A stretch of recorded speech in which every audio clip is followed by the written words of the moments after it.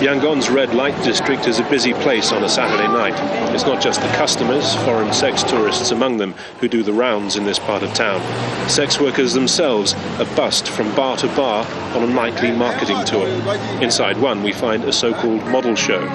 The young women are advertised to the watching men, who can either make immediate arrangements through the waiters or more cheaply meet the girls later on at the tour's last stop. It's a thriving trade which helps fuel one of Asia's worst AIDS crises. Up to 20% of sex workers here are HIV positive. Nin Yu used to be one of them.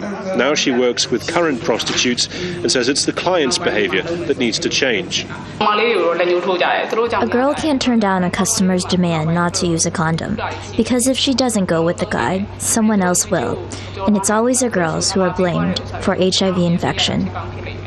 Myanmar's AIDS crisis is defined not by the number infected. At an estimated 240,000, it's a low proportion of the population in world terms. It's a crisis of care. At this opposition NLD-run shelter just outside Yangon, about 100 people receive the support and some the antiretroviral treatment that they simply can't get from the government system. Patients know that the disease is treatable, but the economic, social and political situations are very bad, so that prevents them from getting treatment. This is one of 2 government AIDS hospitals. The regime says it spends about $1.2 million a year on the disease, just $5 per HIV-positive person. According to figures which the government and UN agree on, 74,000 of them need antiretroviral drugs. Only 21,000 get them, thanks largely to non-governmental organizations.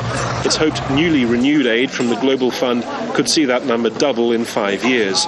Too late, of course, for today's sufferers. A 33-year-old woman has just arrived at the shelter. She was infected by her husband. Now she's an AIDS widow, herself dying from what in much of the world has become a treatable disease. Al Jazeera, Yangon.